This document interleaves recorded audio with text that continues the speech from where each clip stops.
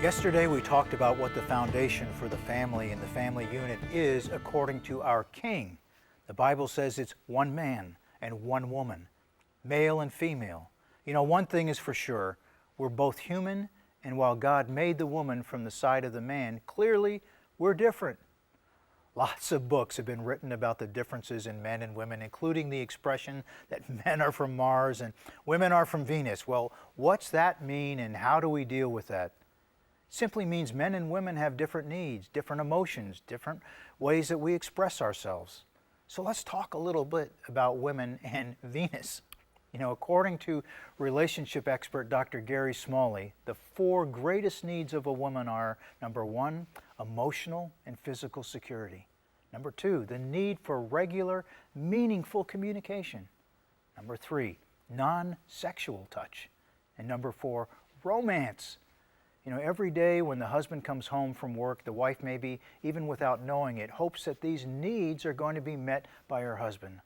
A woman wants to feel the security of her husband's love and commitment.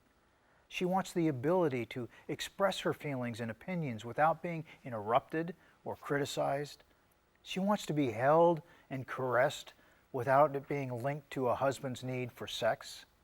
She wants to be listened to and have the opportunity to talk about her day, her hopes, desires, dreams.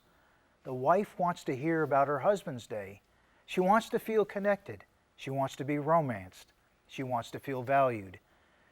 Valued for who she is, valued for what she does. You know, after being married for over 4 decades, my wife Barbara says that Gary Smalley has summed it up pretty well. What do you think, ladies? Proverbs chapter 13, verse 12 says, "Hope deferred makes the heart sick, but desire fulfilled is a tree of life." So men, what do? We come home, we defer our wives' hope. We've had a long day. We don't want to engage in meaningful conversation. We put it off. That defers our wife's hope. What's worse is that we defer their hopes pretty regularly, not just in the areas of our wives' greatest needs, but even in little areas. Every woman wants her husband's help around the house, help with the kids. But we men seem to have divided up what we think are the responsibilities of the home and the definition of work. So why is it that just our wives have the responsibility to cook the meals, clear the table, do the dishes, clean the house, help the children with their homework? You know, I'm no saint when it comes to meeting Barbara's greatest needs, but I've always done my best to help even with the lesser needs.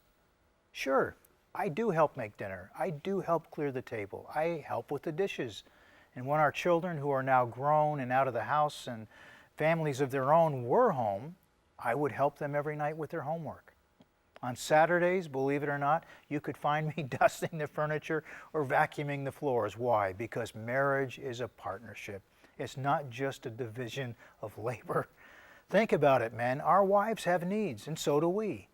The more we men can do to meet those needs and recognize marriage is a two-way street, the happier a marriage we're going to have. Men, we could talk for hours about our wives' greatest needs, but I hope you'll take these things to heart and work on them. You have the power to make lasting, positive changes that'll be appreciated and bear fruit you couldn't imagine. Tomorrow we're going to take a little venture to talking about men being from Mars. Well, I hope you'll join me. Until then, God bless you.